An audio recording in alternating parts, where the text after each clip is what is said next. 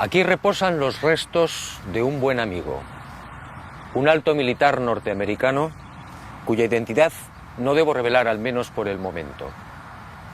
Él forma parte de la historia que quiero contarle, una historia oscura que usted probablemente no creerá.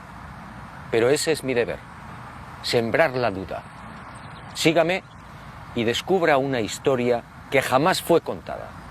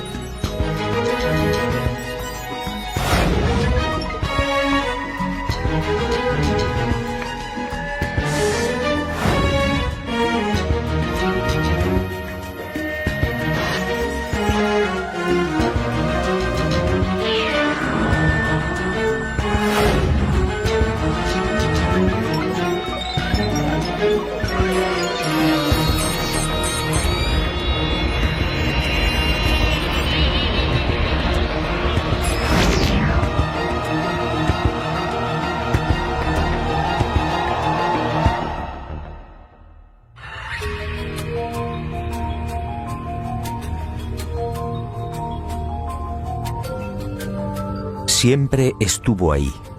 El hombre primitivo alzó también la vista hacia ella y sintió curiosidad.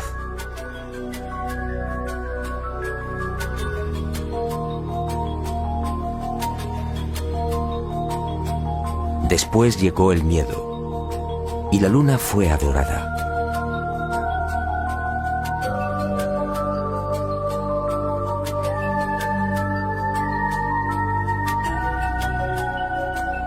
Más adelante los seres humanos la convirtieron en un sueño, a veces bello, a veces terrorífico.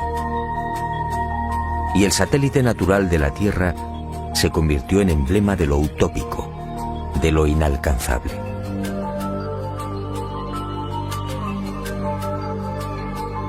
Hasta el siglo XX la Luna fue propiedad de poetas y soñadores. Algunos más audaces llegaron incluso a describirla. En el año 499 a.C., el filósofo griego Anaxágoras enseñaba que la Luna es un astro habitado, con infinidad de valles y montañas. Y otro tanto pensaba Demócrito, el creador de la teoría atómica, nacido también en el siglo V a.C.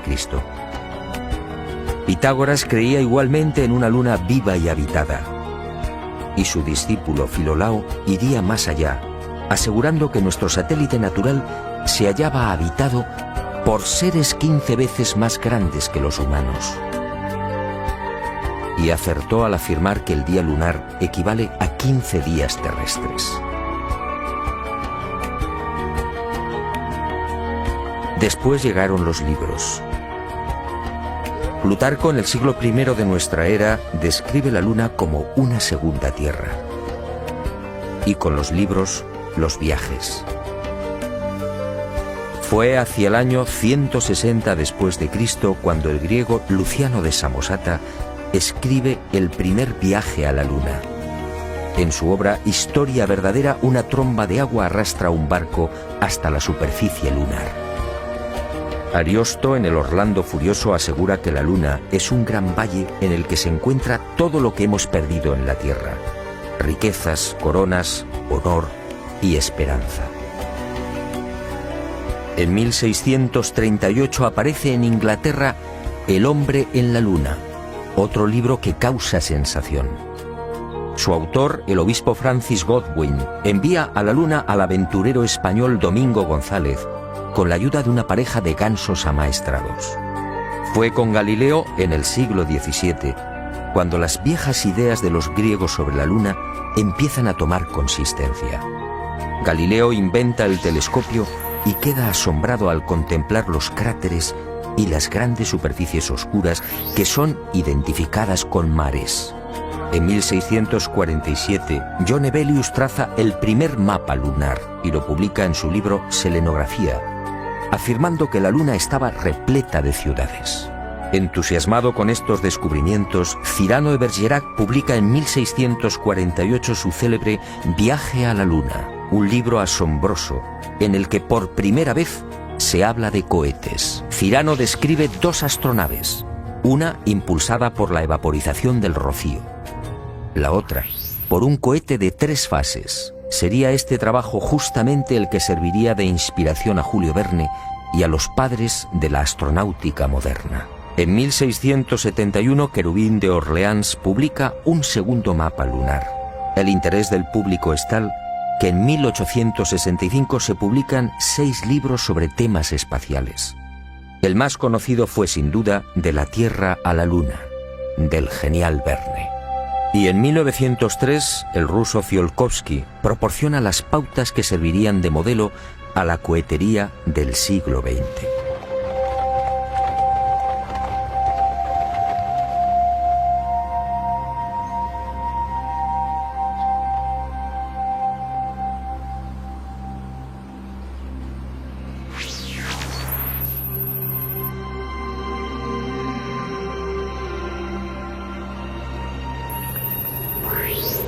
Antes de entrar de lleno en las claves de esta historia, permítame un apunte que guarda estrecha relación con lo que quiero contarle. Sígame de nuevo y guárdelo en su memoria.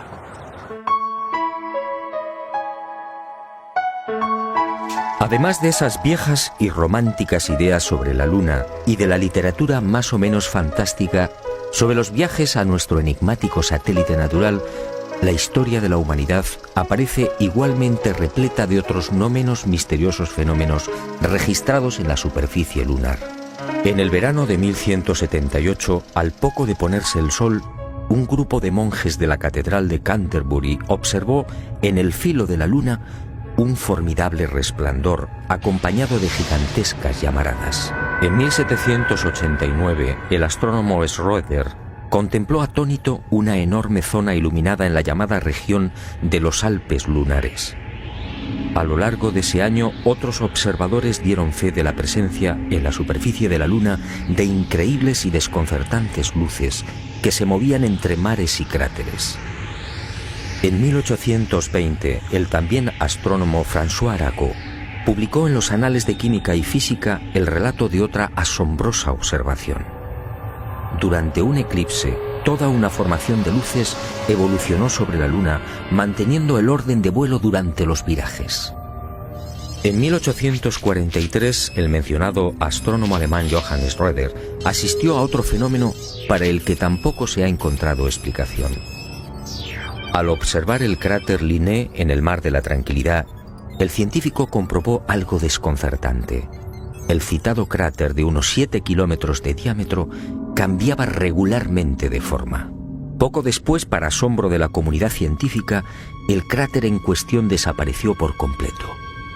¿Qué había ocurrido? En 1971, Apolo 15 sobrevoló la zona y fotografió Linné.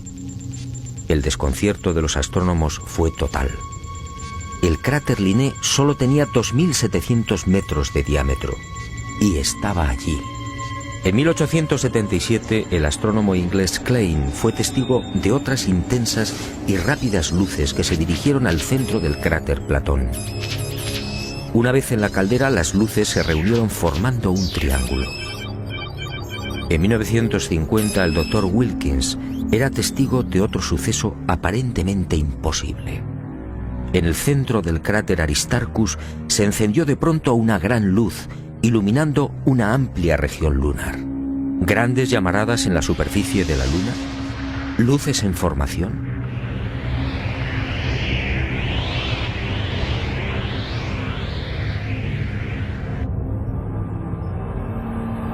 ¿Qué estaba pasando en la Luna?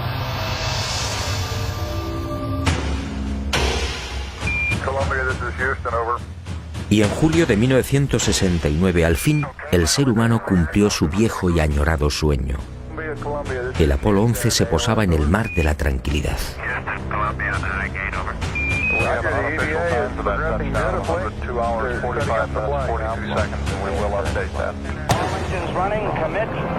Y el mundo vibró con aquellos primeros y tímidos pasos de Neil Armstrong.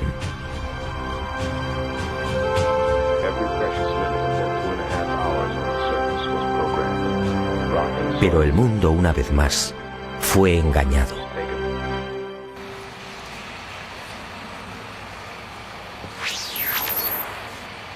Muchos de los que vivimos aquel histórico y emocionante momento nos hicimos la misma pregunta.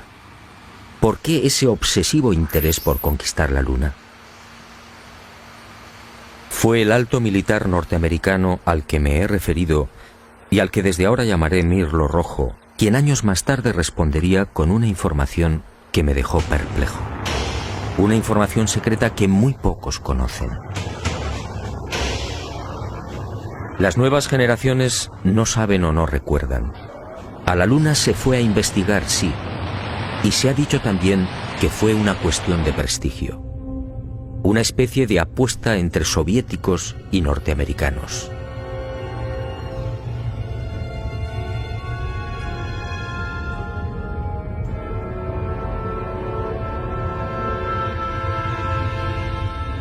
Pero hubo algo más.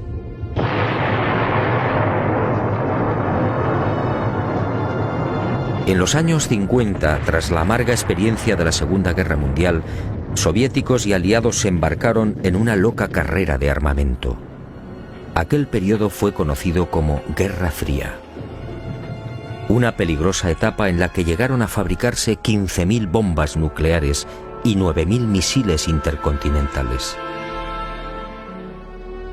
Y de pronto soviéticos y occidentales experimentaron un brusco giro.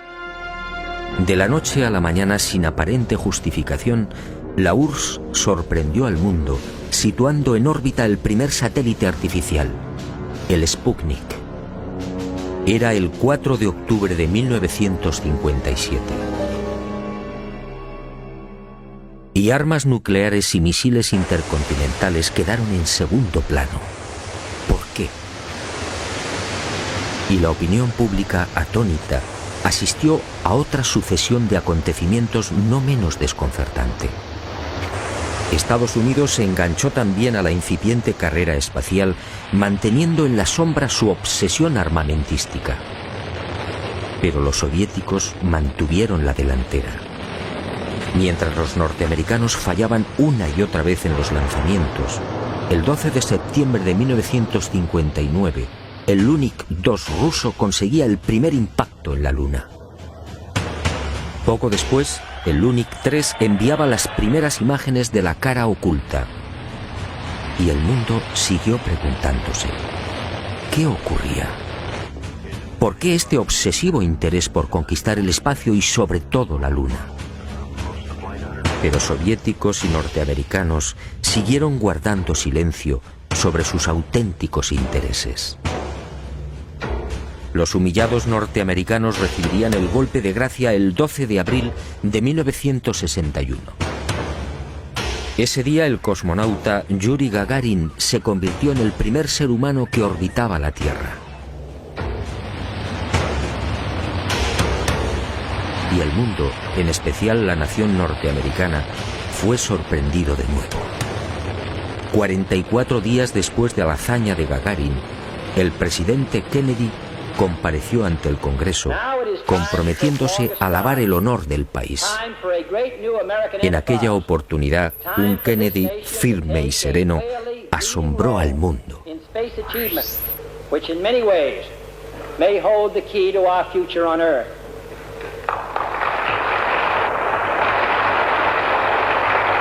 I therefore ask the Congress, above and beyond the increases I have earlier requested for space activities, to provide the funds which are needed to meet the following national goals.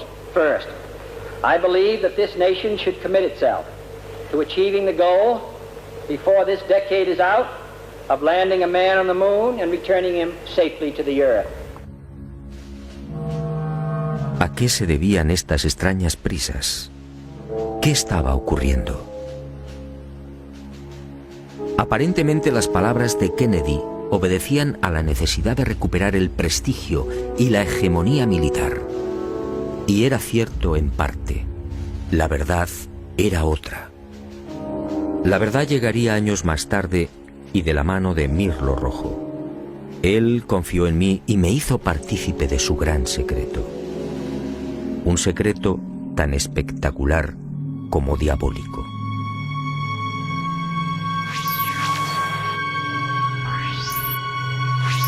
Soviéticos y aliados mintieron a la hora de justificar aquella loca carrera espacial. Todo empezó en la década de los años 40. En esas fechas, las intensas oleadas ovni registradas en el mundo pusieron en máxima alerta a los militares soviéticos y aliados. Para ellos estaba claro: aquellos objetos pertenecían a civilizaciones no humanas, civilizaciones muy avanzadas. El mundo nunca lo supo. Aquellos miles de avistamientos fueron la gran razón que impulsó a los militares al referido y brusco giro en la carrera armamentística, y concibieron la necesidad de fortalecer los sistemas defensivos, concediendo absoluta prioridad al espacio.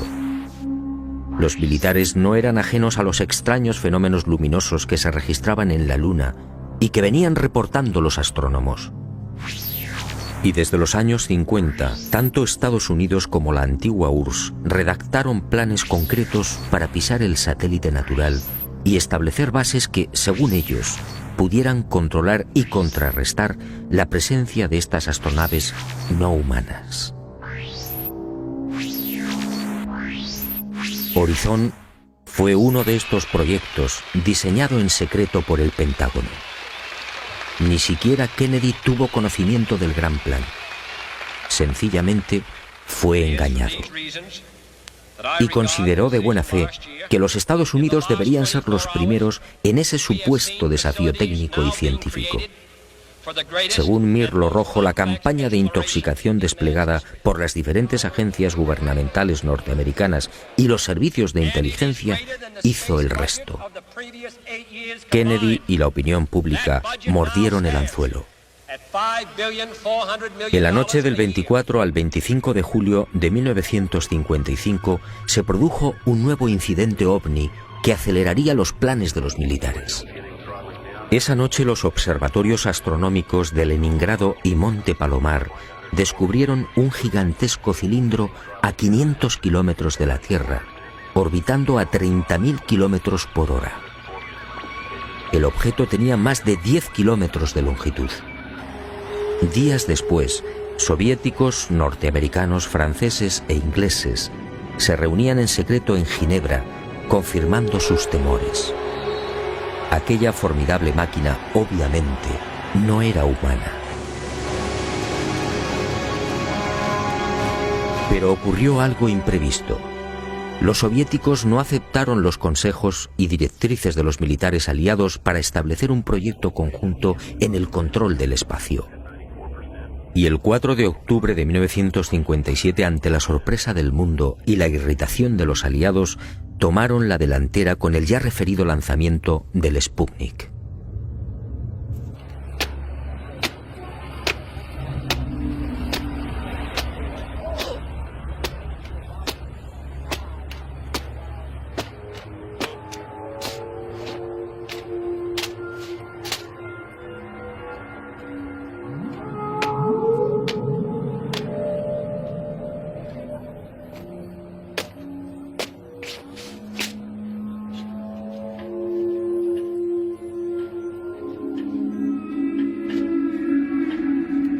Y durante una década, entre 1957 y 1968, los militares norteamericanos y soviéticos fueron confirmando lo que ya sabían o imaginaban, y mucho más. En ese periodo fueron lanzadas más de 20 sondas automáticas que se estrellaron en la Luna o alunizaron suavemente.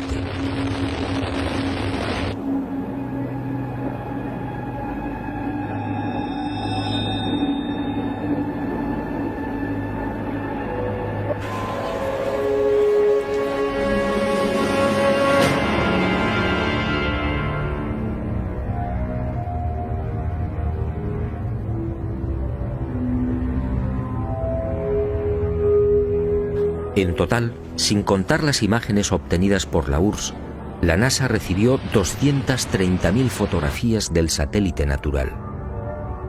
La Luna fue fotografiada en su totalidad y a muy diferentes alturas. Pero los militares que controlaban y controlan la Agencia Espacial Norteamericana no dieron a conocer muchas de esas imágenes. ¿Por qué? ¿Qué mostraban?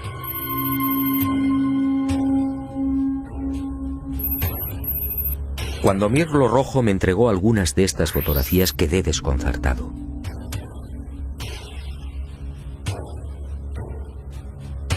Se trataba de imágenes altamente confidenciales, jamás divulgadas.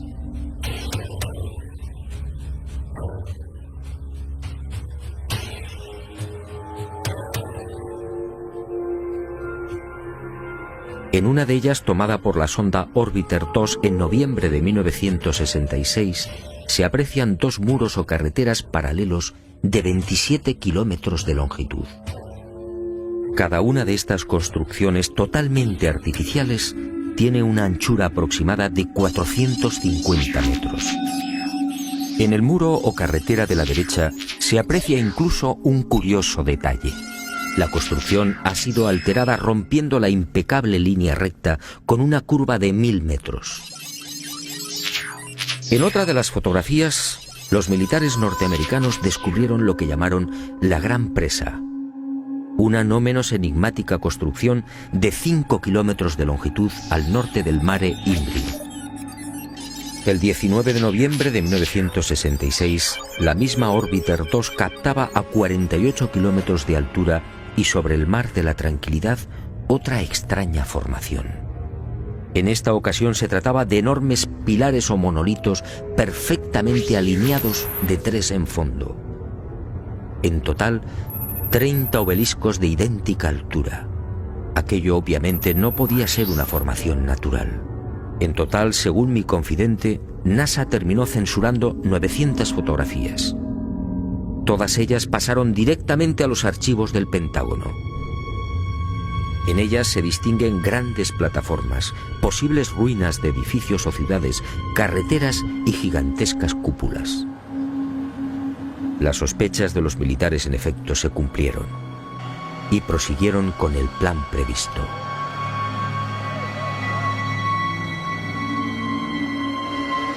Civilinamente, los servicios de inteligencia militar norteamericanos se cubrieron las espaldas en previsión de una hipotética fuga de información. Para ello, utilizando a NASA como pantalla, propiciaron la redacción de un informe que los eximiera moral y jurídicamente de cualquier responsabilidad en caso de ocultamiento.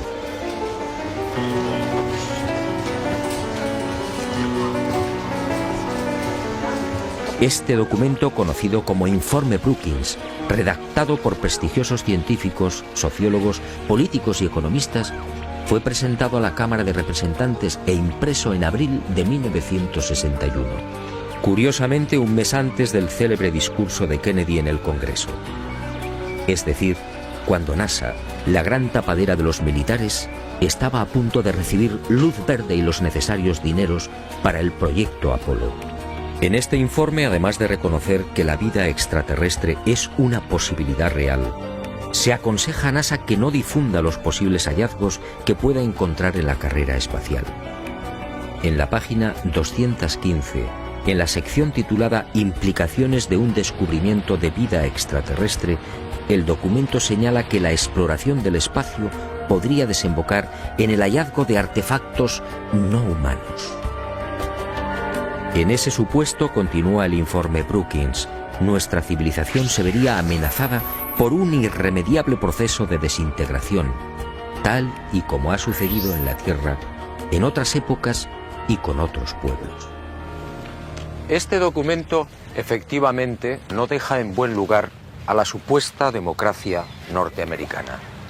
Hablemos claro. En el informe Brookings, sencillamente, se anima a NASA a ocultar información. Y eso fue lo que hicieron.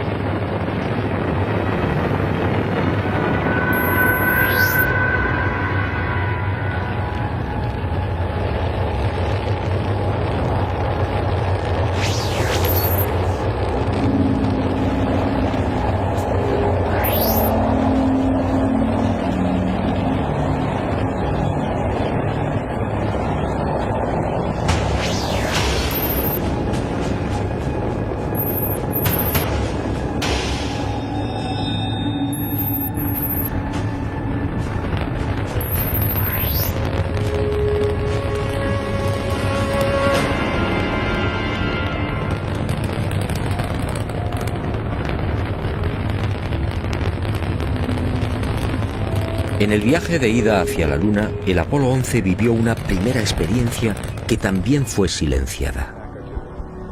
Cuando se hallaba a 200.000 kilómetros de la Tierra, un extraño y gigantesco objeto apareció en las proximidades de la nave. Los astronautas lo describieron como una formidable L, algo similar a una maleta abierta, aunque en ocasiones cambiaba de forma, adoptando la figura de un cilindro. La noticia se filtró a la prensa, pero NASA, fiel a su consigna de ocultamiento, zanjó el asunto con una explicación tan absurda como insostenible. Lo observado por el Apolo 11 solo era el sobrealimentador del cohete Saturno IV. Absurdo, sí, porque en esos momentos la referida fase del cohete se encontraba a 10.800 kilómetros del Apolo. Pero las mentiras de NASA apenas habían empezado. A casi 380.000 kilómetros de la Tierra, muy cerca ya de la superficie lunar, el Apolo descubrió otras luces que volaban en formación.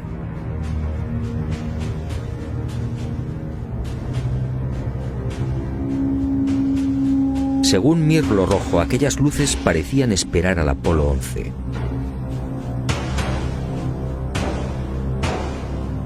Eran muy brillantes y volaban en perfecta formación.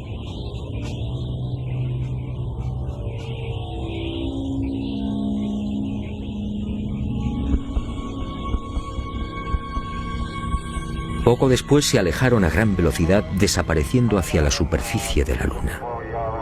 Los astronautas tenían razón. Aquello parecía un recibimiento. Pero lo más espectacular estaba por llegar.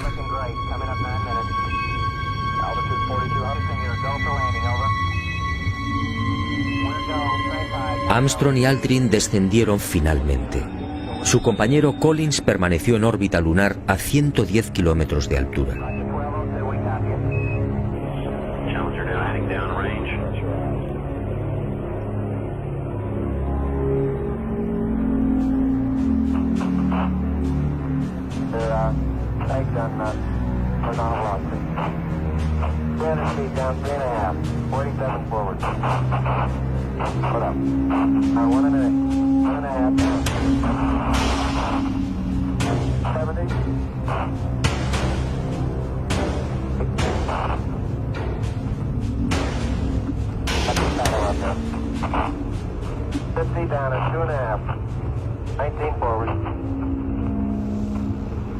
Altitude, velocity, light. 3.5 down. 220 feet.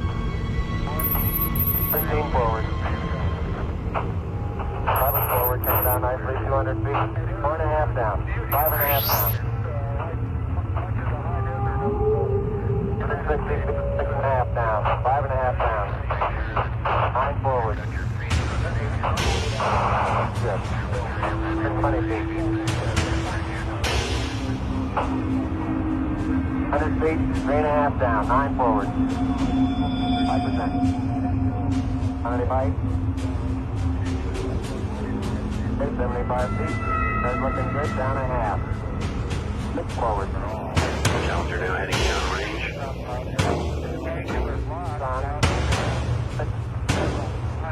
Y al poco de aquel histórico alunizaje, Armstrong y Aldrin volvieron a sobresaltarse. La frecuencia cardíaca se disparó hasta 150 y 160 latidos por minuto. Las palabras de Armstrong, atropelladas, dejaron perplejos a los técnicos de Houston.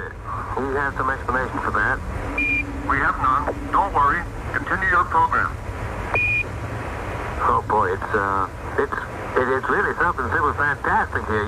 You could never imagine this. Roger, we know about that. Could you go the other way? Go back the other way. Well, that's kind of rich and pretty spectacular. My God, what is that there? That's Roger, what the hell is that? Don't tango. There's kind of light there now. Al otro lado del cráter, existente a poco más de 60 metros del Águila, habían aparecido unas naves y unos seres, objetos en forma de disco y perfectamente alineados sobre el terreno. Y junto a ellos varios seres muy altos, con trajes blancos y ajustados. Cuando los astronautas, obedeciendo las insistentes órdenes de Houston, trataron de filmar, objetos y seres desaparecieron.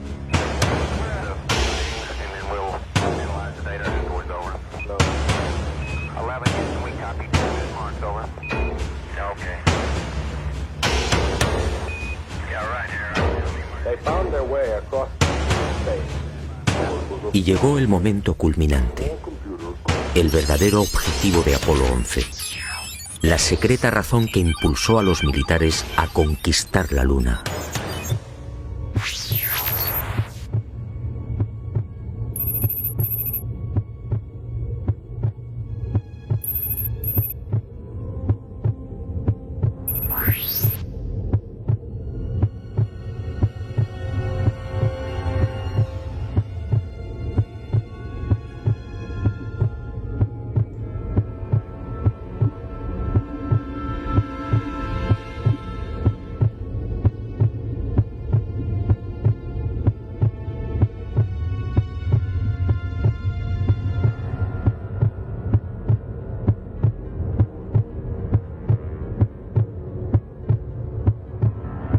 Esta fue la verdad, la única y secreta verdad. Aquel 21 de julio de 1969, Armstrong y Aldrin se alejaron escasos metros del módulo, filmando esta increíble construcción. Esta película de 14 minutos jamás fue difundida por NASA.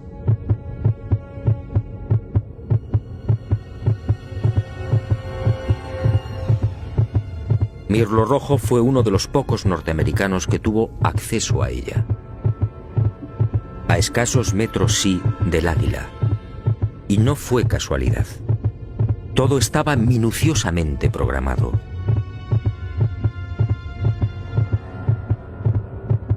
Estas misteriosas ruinas, como otras igualmente filmadas por los restantes Apolos, habían sido fotografiadas con anterioridad por las diferentes sondas automáticas.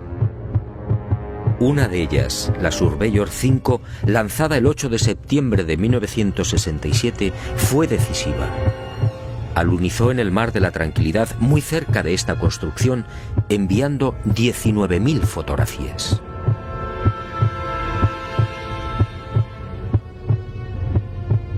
Edificios en ruinas. Edificios en la superficie de la Luna. Edificios aparentemente de una gran antigüedad. Pero, ¿quién los había levantado? Nosotros los humanos, obviamente no. Solo quedaba una respuesta. Esto era obra de una civilización no humana.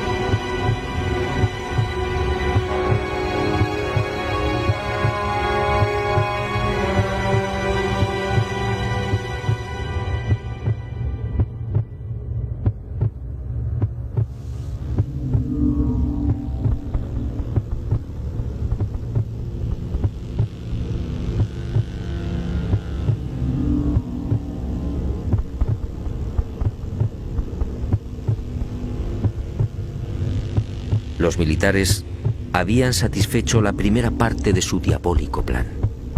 Ahora quedaba la segunda.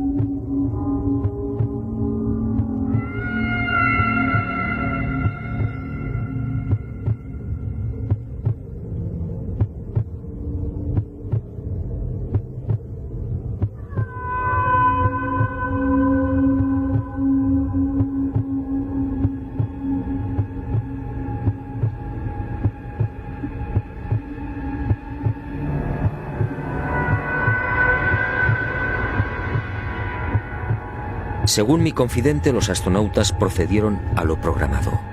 Recogieron muestras de los muros, tomaron medidas y se retiraron.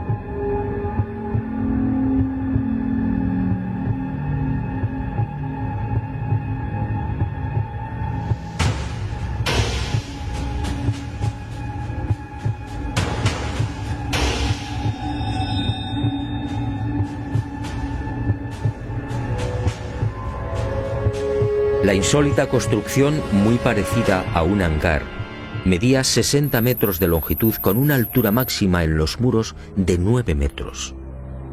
Presentaba 12 huecos o ventanas y una especie de puerta frontal de 5 metros de fondo por 3 de altura. Según los análisis practicados en la Tierra, el material con el que había sido construido era similar al de la superficie lunar. Un 60% de los átomos era oxígeno, con un 0.01% del peso constituido por hidrógeno.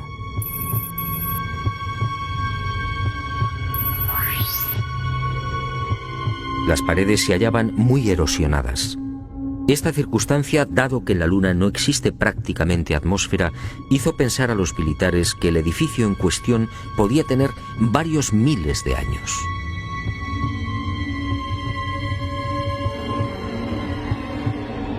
La secreta excursión de Armstrong y Aldrin a este hangar y naturalmente los 14 minutos de película jamás fueron difundidos por NASA. Oficialmente no existen. Pero poco faltó para que la increíble aventura se filtrara a la opinión pública. Todo se debió a un error de NASA que permitió la publicación en aquel 21 de julio de una escueta e incomprensible noticia. En un teletipo que dio la vuelta al mundo se afirmaba textualmente: el corazón del astronauta Neil Armstrong alcanzó las 160 pulsaciones por minuto al finalizar hoy su paseo lunar, mientras se hallaba trabajando en la dura operación del cargamento de muestras de rocas y suelo lunar. El hecho pasó prácticamente desapercibido, pero algunos con toda razón se preguntaron ¿cómo era posible que Armstrong sufriera semejante aceleración cardíaca en el más que inofensivo y cómodo transporte de rocas lunares? En el delicado descenso del Águila, la frecuencia cardíaca de Armstrong llegó a 156 pulsaciones por minuto. Ahí sí estaba justificada la fuerte alteración del astronauta. En la carga de rocas, en cambio, no tenía sentido. Armstrong, de 39 años de edad, había llevado a cabo 78 misiones de combate en Corea. Había volado más de 200 modelos de aviones y tenía fama por su extraordinaria frialdad y nervios de acero. ¿Por qué iba a experimentar hasta 160 pulsaciones en la recogida de muestras lunares? La absurda noticia divulgada por Charles Berry, médico de los astronautas, no tuvo en cuenta además otro pequeño gran detalle que invalidó la forzada explicación oficial. Durante las 3 horas que duró el paseo lunar, Armstrong y Aldrin recogieron un total de 25 kilos de rocas. Dado que en la superficie de la Luna existe una gravedad 6 veces menor que la de la Tierra, el peso real de las rocas fue de 4 kilos. 4 kilos repartidos entre 2 astronautas y en diferentes momentos de la excursión lunar. La versión de NASA efectivamente no era creíble.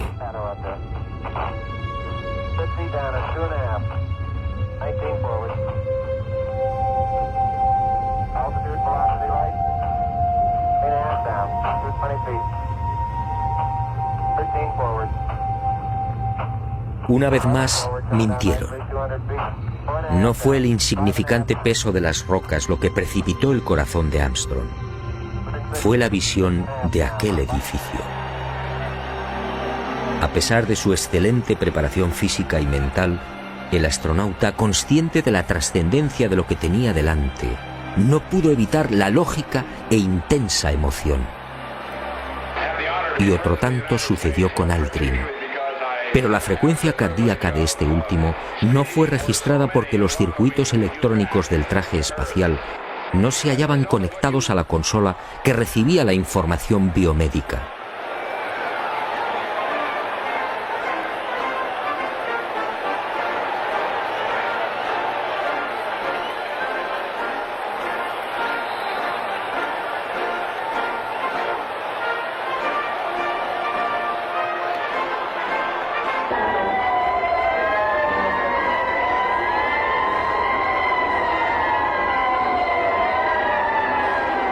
Los hombres del planeta Tierra posaron aquí su pie por primera vez.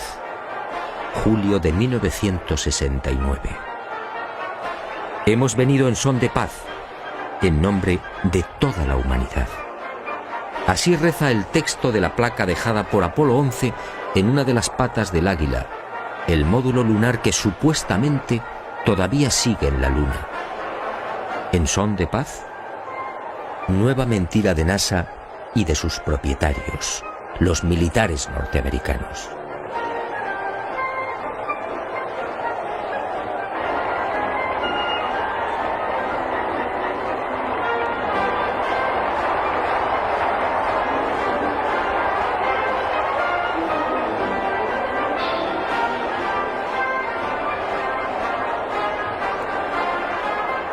Mirlo Rojo fue contundente.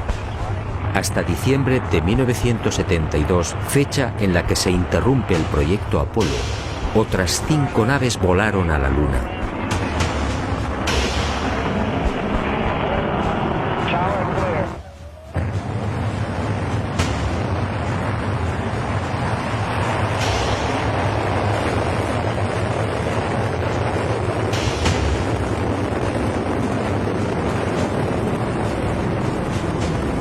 Y volvieron a filmar construcciones.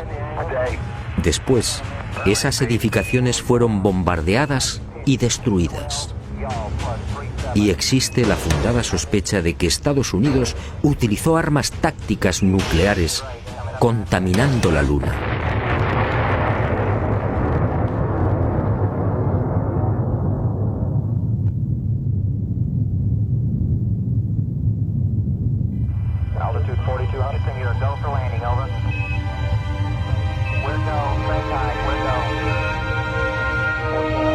Así se cerró la segunda fase del diabólico plan. Los militares norteamericanos no lo consintieron. Esas estructuras podían provocar el caos en la Tierra. Eso dijeron.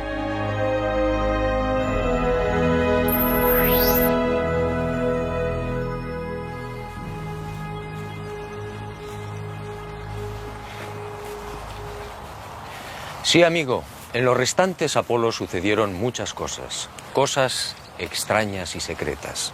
Pero esa es otra historia que quizá algún día me decida a contar, suponiendo, claro está, que siga vivo.